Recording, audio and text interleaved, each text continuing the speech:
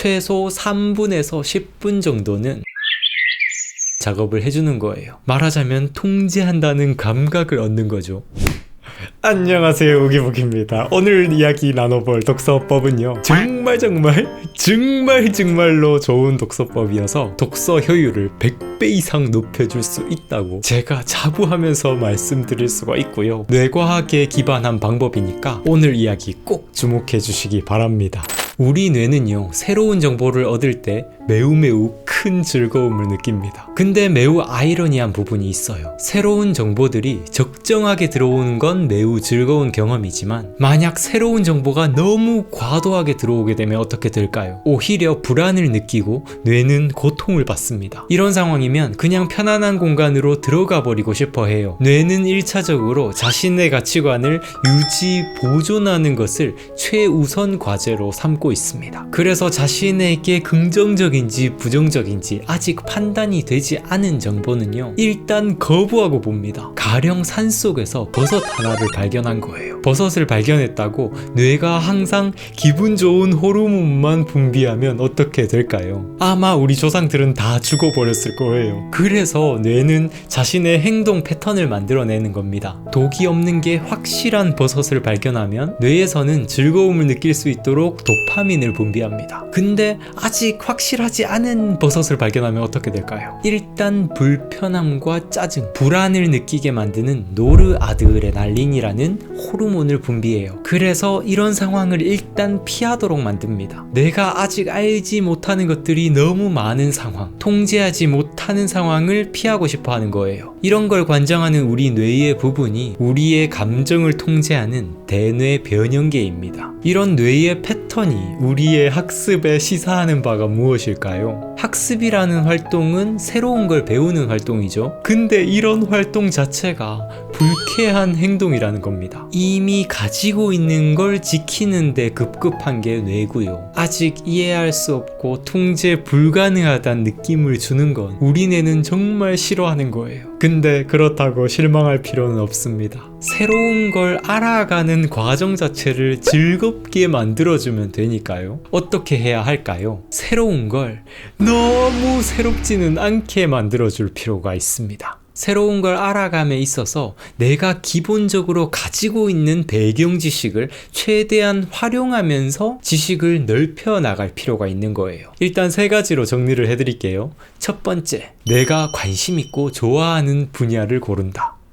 두 번째, 내 수준에 맞는 책을 고른다. 세 번째, 스케치 독서법 활용하기. 이렇게 3가지로 정리를 해봤는데요. 앞에 두 방법은 책을 고르는 차원의 이야기죠. 내가 관심이 있고 좋아하는 분야의 책은요, 기본적으로 배경 지식이 아주 조금은 있기 때문에 그런 취향이 생기는 겁니다. 그래서 그런 분야에서는 훨씬 편안함을 느껴요. 그 속에서 새로운 내용이 등장해도 충분히 즐거운 마음으로 받아들일 수가 있습니다. 또한 수준도 중요하겠죠. 내가 관심 있는 분야라고 할지라도 너무 어려운 전문서나 너무너무 난해한 책을 골라버린다면 독해 자체가 안 되어서 불쾌함에 나가 떨어져 버릴 수가 있습니다. 그래서 우리는 이 2가지 방법을 활용해서 내 변형계를 달래주면서 독서에 대한 즐거움을 높여줄 수가 있는 거죠. 이미 독서의 재미를 잘 알고 누가 시키지 않아도 독서를 열심히 하는 사람들은요, 자기 자신이 어떤 책을 좋아하는지, 그리고 내 수준이 어느 정도인지 정확히 알고 있습니다. 자신의 배경 지식을 잘 알고 있다는 거예요.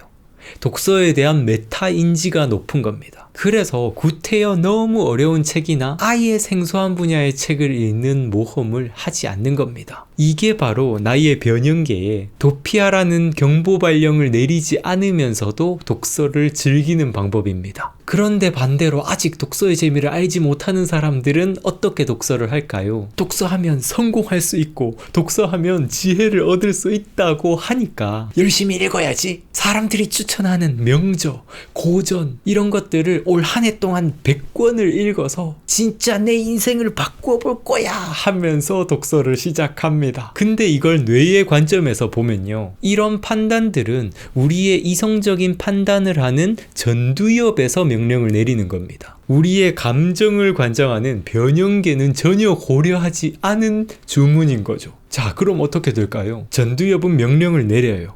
전두엽도 나름 의지가 있어서 최소 3일 정도는 버틸 줄 알거든요. 근데 변형계 입장에선 계속 불편한 거죠. 전두엽이 아무리 그게 도움이 되는 일이라고 이야기를 계속해도 변형계 입장에선 이거는 나를 불편하게 하는 활동이야. 불안과 짜증이 생기면서 결국 도피 반응이 일어나는 겁니다. 자, 앞에 두 방법이 책을 고르는 차원의 문제였다면 세 번째 방법, 스케치 독서법은요, 책을 고른 다음에 이 책을 읽어 나가면서 내 변형계를 달래주는 방법입니다. 책 한 권을 고른 다음에 이 책을 처음부터 천천히 정독해 나가는 게 아니라요, 최소 3분에서 10분 정도는 이 책을 훑어보는 작업을 해주는 거예요. 그림을 그릴 때 대충 스케치를 한다고 생각하시면 좋을 것 같아요. 여기서 중요한 건 대충입니다. 책 전체가 어떤 내용을 다루고 있는지 정말 대충, 정말 대충 확인을 해보는 거예요. 서문 부분, 목차 부분 빠르게 훑어보면서 주제와 구성을 확인을 해보고요.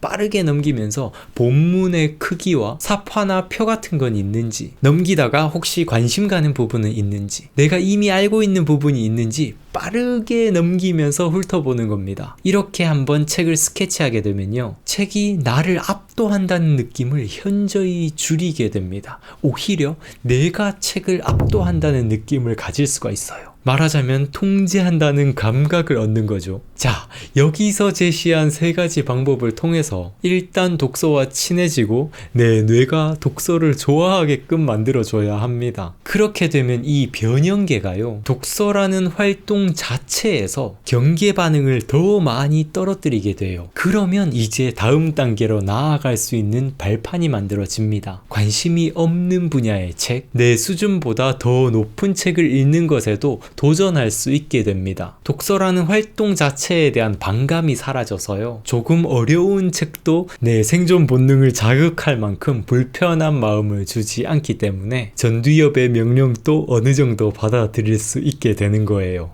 네, 오늘의 이야기는 여기까지입니다. 오늘 이야기가 우리 우구님들께 도움이 되었으면 좋겠고요, 우리 같이 독서를 정말 즐기면서 했으면 좋겠어요. 오늘 또 시청해주셔서 감사드리고요, 성장하는 방송, 성장에 관한 방송 우기부기TV 손승욱이었습니다. 뿅! 야, 끝났다! 야!